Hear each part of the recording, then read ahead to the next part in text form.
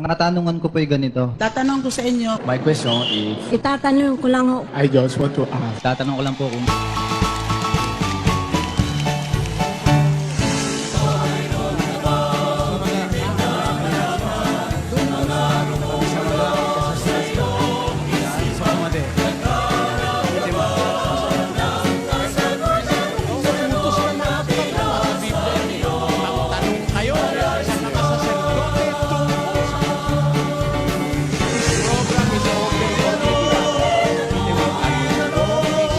I'm ready.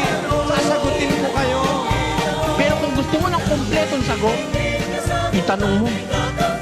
May sagot ang Biblia. Nakasulat kompleto, walang bawat, walang labis, walang kulang.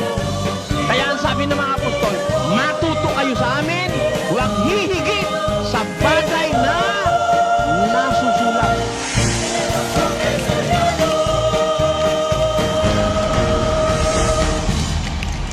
Pag dumadating ang pagsubok, mayroong payo ang Diyos. 4:12 ng unang Pedro. Mga minamahal, huwag kayong mangagtaka tungkol sa mahigpit na pagsubok sa inyo na dumarating sa inyo upang kayo'y subukin na waring ang nangyayari sa inyo'y di karaniwang bagay, kundi kayo'y mga galak sapagkat kayo'y mga karamay sa mga hirap ni Kristo upang sa pagkahayag ng kanyang kaluwalhatian naman ay mga galak kayo ng malabis na galak. Talagang ang Diyos ay sumusubok sa tao. Pag nasubok ka, it is for your advantage. Pagkatapos na mapatunayan ng Diyos na mahal mo siya, wala ka ng problema. Mamahalin ka rin niya, bigyan ka niya ng mabuting asawa, bibigyan ka niya ng mabuting anak. Nakasulat kasi yun 19:14 ng Kawikaan.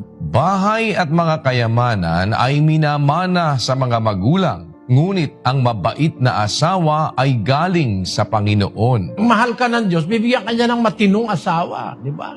Ng matitinong anak. Bibigyan ka niya ng kailangan mo sa araw-araw. Pagka mahal ka ng Diyos, ililigtas ka niya sa mga masasama. Ay nang bentahin ng nasubok ka ng Diyos. Kaya pag dumarating ang pagsubok, harapin mo, kapatid. Paano mo malalaman kung yung pagsubok pagsubok ba ng Diyos o tukso ni Satanas? Ito yon. Unang Korinto, Kapitulo 10, versikulo 13. Hindi dumating sa inyo ang anumang tukso, kundi yaong matitiis ng tao.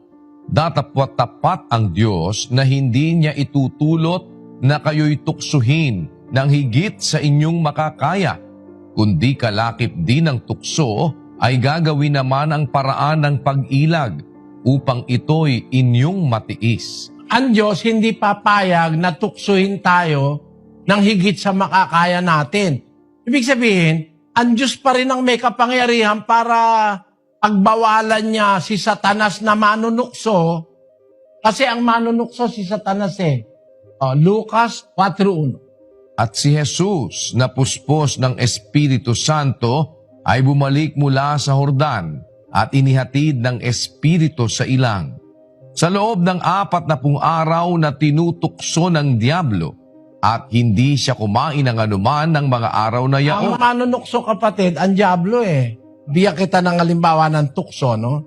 May asawa ka na. Tutuksoin ka sa Satanas. May papakilala sa yung babae o lalaki na para sa tingin niya mas maganda kaysa sa yung asawa. Yun ang mga tukso Papagawain ka ng mali. Pero ang Diyos hindi nanunukso ng ganun. Basahin natin ng Santiago. Huwag sabihin ng sino man pagka siya'y tinutukso, ako'y tinutukso ng Diyos, sapagkat ang Diyos ay hindi matutukso sa masamang bagay at hindi rin naman siya nanunukso sa kanino man. Ang Diyos hindi nanunukso. Ang nanunukso si Satanas.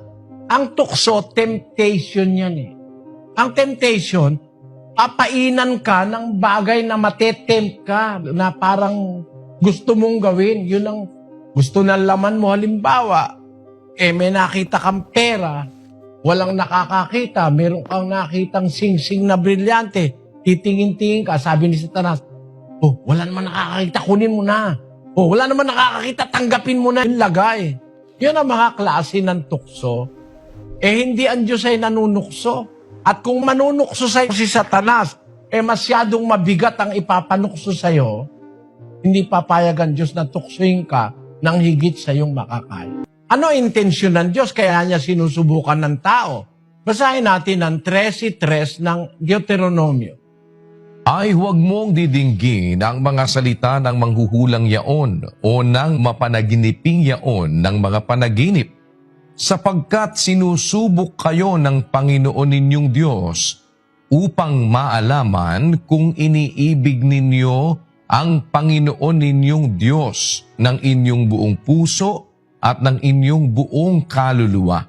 Ang layo ng pagsubok ng Diyos para ma-prove niya kung mahal mo siya talaga. At pag napatunayan niyang mahal mo siya talaga, wala ka ng problema. Lahat ng bagay, tatrabahuhin niya para sa ikabubuti mo. Pag nakita ng Diyos na mahal mo siya talaga, iniibig mo siya, 8:28 ng Roma. At nalalaman natin na ang lahat ng mga bagay ay nagkakalakip na gumagawa sa ikabubuti ng mga nagsisiibig sa Diyos, sa makatwid bagay niyaong mga tinawag, alinsunod sa kanyang nasa. Yung mga umiibig sa Diyos, nagmamahal sa Diyos, tinatawag niya yon.